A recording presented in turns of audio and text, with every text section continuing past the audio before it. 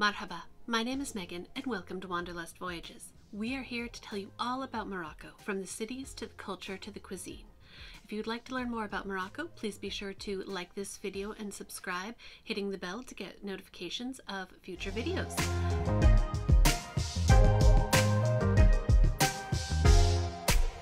In Morocco, tea is more than just a drink. It's a part of life, part of the culture, part of hospitality. If you've ever been to Morocco, you know how important hospitality is to the culture. So whether you are visiting a local family or spending time in a shop, such as looking for a rug, or just needing to get out of the rain for a bit, you will be offered a glass of Moroccan tea. That was something that was rather new to me on my first trip to Morocco. I was not expecting to have tea every day, all day, and even in the middle of the Atlas Mountains. I remember one time we were driving through, and as we often do, we had some extra coats and things like that that we wanted to give to one of the nomadic families living there. So we did that, and she invited us in and offered us a cup of tea in the middle of the Atlas Mountains. There was one time when we were in Marrakesh and caught in a torrential downpour, and so of course I took shelter in one of the barbecue stalls where, you know, they fill the center of Jamelfna, and pouring rain, and the first thing he does is he brings me a cup of tea. He has no idea if I'm there to eat or anything, but it's what you do. It's hospitable. It's someone coming in to take refuge from the rain. You get a glass of tea. And we have a friend down in Rissani where he has this little stall in the Rissani market. The Rissani market is very busy. It's a very local market. And yet anytime we stop to see him, he always has a little hot plate and a teapot, and he always makes us a glass of tea. It is simply a part of Moroccan culture. Now, you may notice that I keep referring to a glass of tea. That's because in Morocco, you don't have a cup of tea. They serve it in these nice little glasses. Now, the glasses come in all different types. Some of them are very simple and plain, like this one. Others may have bright jewel tone glass.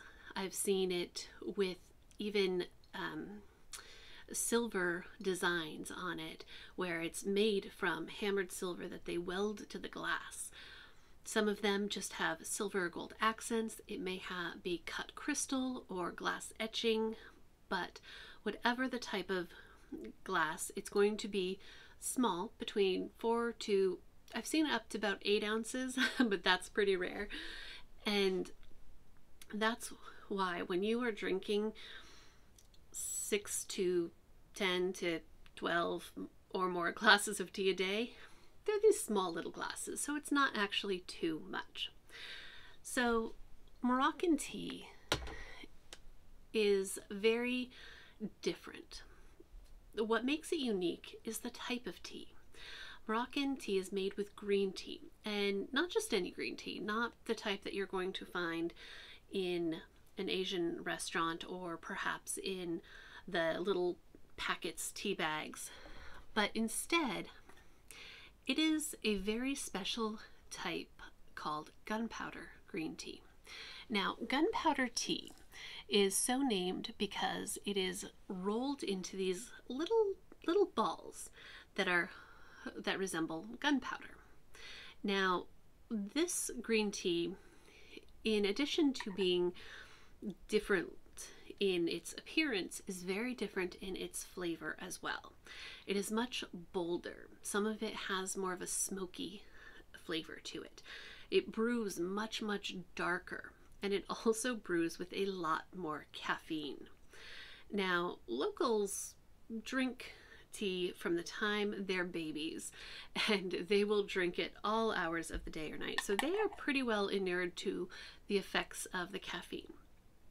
However, if you are not used to that, even if you're used to drinking coffee, there is something different about this caffeine, and so you might want to skip it late at night. That's something that I still have not learned, to be quite honest. In Morocco, we will go on an overnight flight, arrive, get all the way to Meknes, to the family home, and it will be 11 p.m. and they're going to pour me a glass of tea, and I say, wonderful, thank you, and I drink it. And then I drink 3 more, and then in spite of being up for 24 hours, I can't sleep. So be aware that when you make tea in this Moroccan style, it is not going to be your typical green tea. It's not even going to be a typical amount of caffeine for black tea. It has much more. So, some other things about Moroccan tea. It's not just the gunpowder that gives it this special flavor, but it's also the herbs. Now, where you are in Morocco is going to affect what you find most frequently. Moroccans will use all kinds of fresh and dried herbs to flavor the tea. Sometimes it is for medicinal purposes. There's additives that will help you if you have a cold, or if you are feeling sick to your stomach, or if you have a headache or anything like that. But a lot of them are also added just for flavor. Now, some of them, as I mentioned, can be fresh, the most common of which is mint. So you'll hear Moroccan mint tea. That was my first introduction to it. It was some local brand and American brand, and it's a tea bag that has green tea and mint in it. That is not real Moroccan mint tea at all. So when you're adding mint to Moroccan tea, it should always be fresh.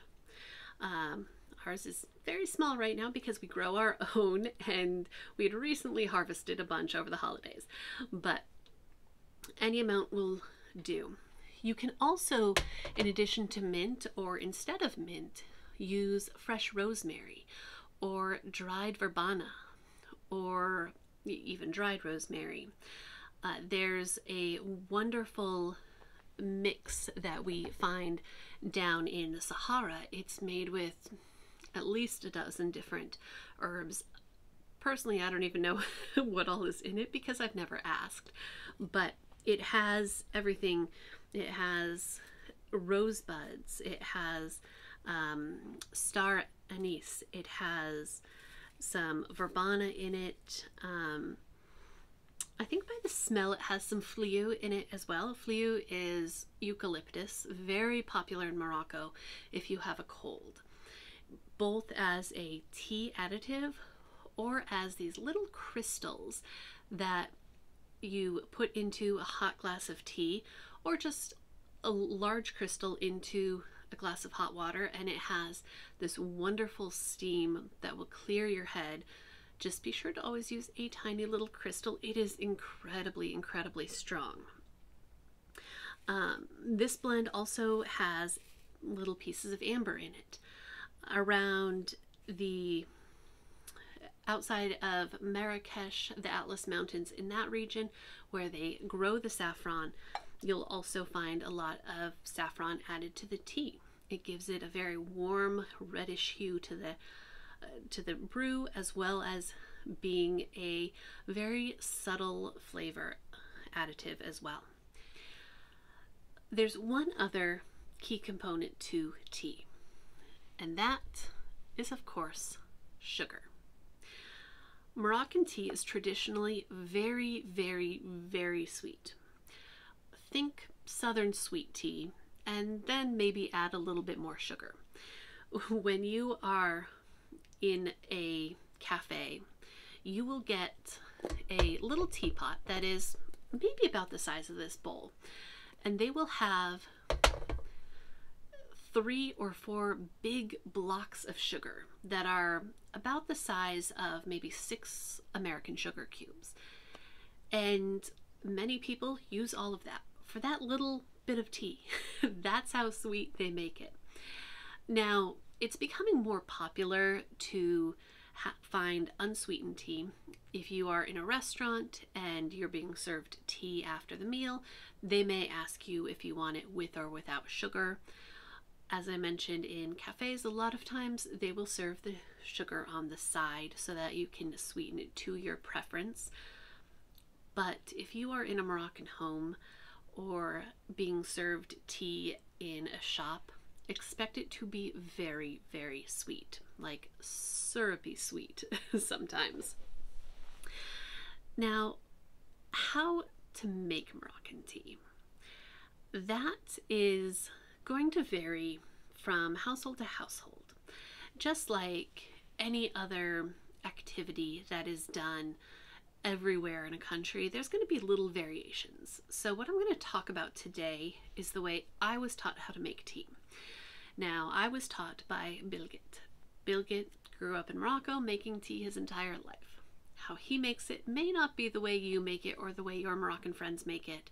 So if there's a slight variation, please don't come for me in the comments and tell me that I'm doing it wrong. It's just how we do it. However, there are a lot of common elements to making tea.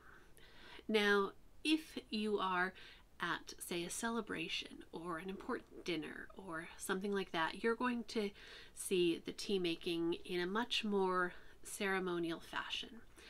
Just like any culture where tea is a big part of it, there is a lot of ritual around the making of the tea. When it is being done in this more intricate, drawn-out ceremonial fashion, it's always going to be done by either the patriarch of the family or by the eldest male present. Sometimes that means the honor is going to go to one of the guests. It is something where there's many different parts of steeping and rinsing and pouring and everything to make an incredible glass of tea. They also, instead of having a bowl of powder or granulated sugar, traditionally in Morocco it is sold in large cones. You'll also, I've seen it down in Mexico where sugar is sold in that fashion. And what they do is they use this little hammer and they break off these great big chunks that they add to the teapot. Here in the US, we typically just stick with the granulated sugar. So what is needed to make tea? Now, when it is the more intricate ceremonial, you will have a full tea setup. This will include a beautiful silver tea tray. Some of them are very large, up on stands. Some of them are much more simple, but it's always going to hold everything that you need. You will have these silver bowls that are holding all of your ingredients. Of course, you have your tea, you have your sugar, you have usually some kind of dried herbs or your fresh herbs, whatever kind of tea is being made. You also have your tea glasses. Now, a lot of people think that you count the number of people and that's how many glasses you need. Not quite with making Moroccan tea, because there's a couple of different steps where you're going to need an extra glass or two. You'll also need a teapot. Now, it's not just any teapot. It has to be metal and able to go directly onto the stove. In Morocco, a lot of them do have the intricate designs, such as the bowls, or it might be very simple and plain. They come in all kinds of sizes, from about 1 cup up to a couple of liters. It all depends on how many people you want to make tea for. You'll also need a separate kettle. Now, to make the tea, you're going to start with some pre-boiled water. You want it just off the boil. Now, to your teapot, which of course should be well rinsed and clean, you're going to add some of your tea. Now, how much you add is ultimately up to how strong you would like it to be. but typically about 1.5 teaspoons to 2 teaspoons per cup of water is going to be sufficient. However, you're never going to see a Moroccan measure it. They just kind of dump it and eyeball it. Now, I'm not going to be making a full pot of tea. This is a little bit big for us today, but just to demonstrate.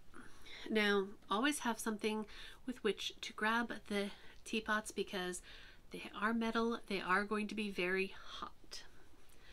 So, you're going to add your just off the boil water and just a little bit. You want to have enough to cover the tea leaves by about 1/4 inch.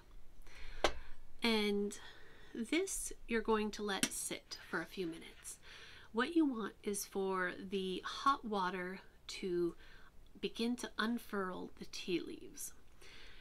And this is going to get rid of not just any little bits of debris that's going to be trapped in those tea leaves, but it's also going to help get rid of the bitterness. If you have ever oversteeped a pot or a cup of tea, you know how it gets very, very bitter. By rinsing the tea leaves before brewing the tea, that's going to help get rid of some of that. Now, after you've given it the chance to unfurl a little bit, you want to give it a little bit of a shake because you need to agitate the tea in the water, get it really well rinsed. And then you're going to pour off the water.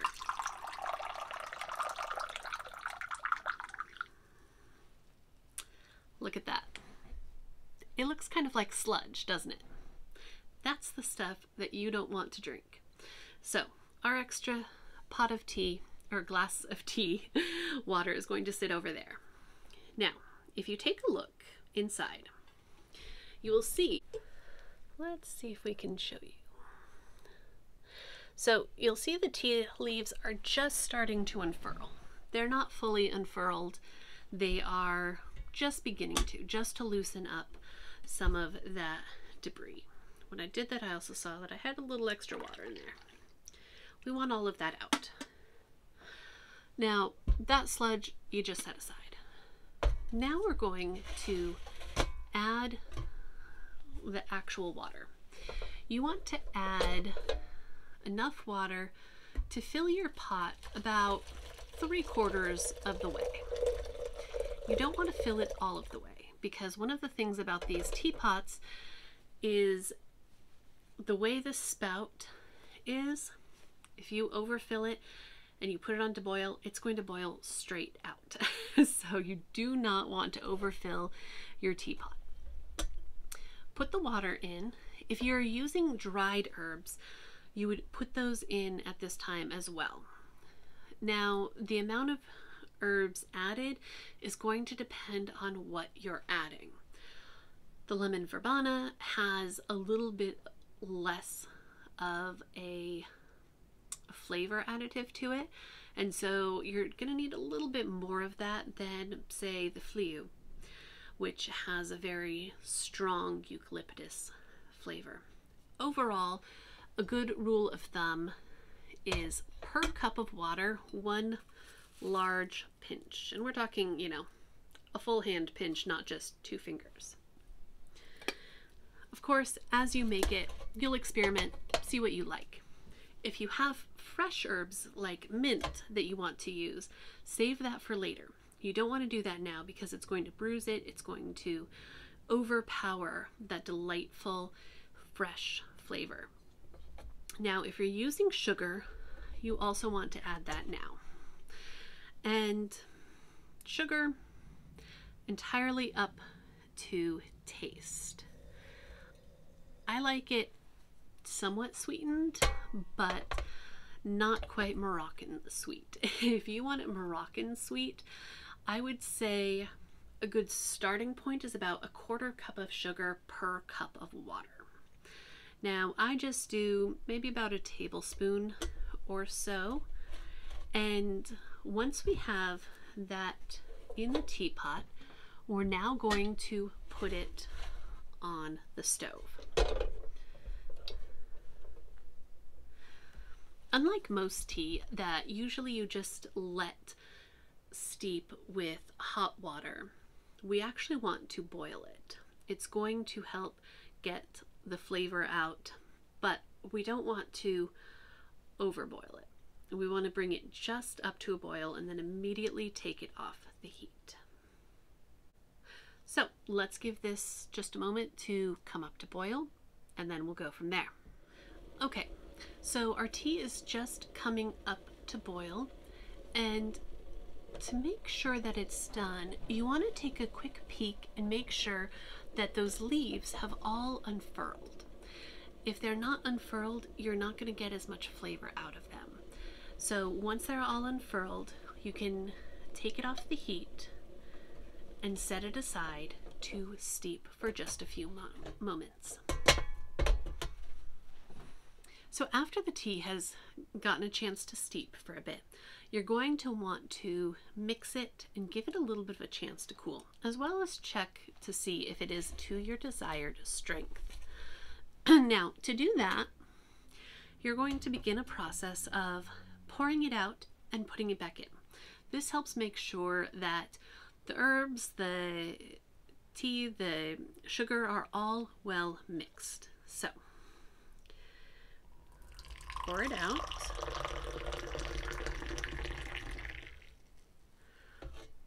A couple things you'll notice when pouring tea, you always leave some space at the top, because remember, these are glasses. They're not cups with handles. And so you need that space at the top to be able to pick up the glass. So pour it out. You'll see it's this beautiful kind of amber color. Dump it back in. If one glass gets a little too hot, switch to another. And you want to do this process 3 or 4 times, whatever looks good to you. So if you're using fresh herbs, like I'm using fresh mint, you want to add them now. Again, as I mentioned, you don't want to bruise the herbs. So we're just going to put that in there, and we're going to give it another minute or 2 to steep. And that's going to help infuse the flavor, and then we're going to repeat the pouring and dumping process a couple more times to again make sure that the flavor is well mixed. So we've given the mint a chance to steep. So as I mentioned, we're going to pour it a couple more times. Always be very careful. It is still very hot. The entire pot was just on the heat.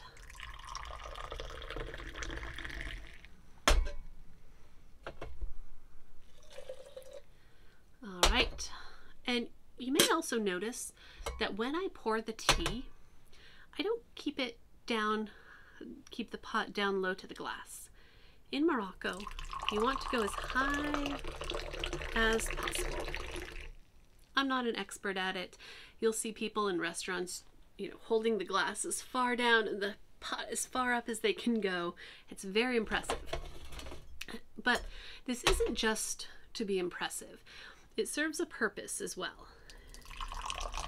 It helps to aerate the tea, and more importantly, helps to cool it a bit. So you get this nice rim of bubbles on top. And there you have it, a perfect glass of Moroccan tea. Cheers, and I hope you join us next time to learn more about Morocco. Don't forget to like this video and subscribe, hitting the bell to get notifications to see what we're up to next.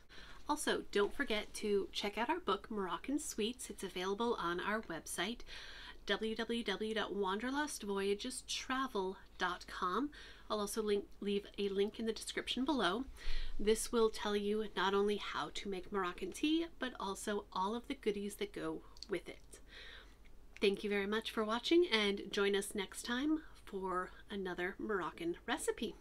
Have a great day. Much like unlike the rest of Morocco. Are you here to tell people about it? Watch your whiskers.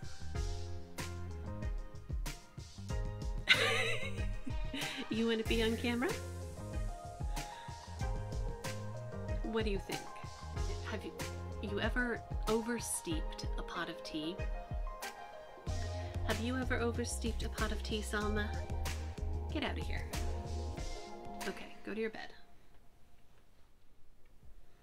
And if you enjoy my co-host, Salima, please give this video a thumbs up, and she may join me in other videos as well. You see your fans? You know you're going to be a star.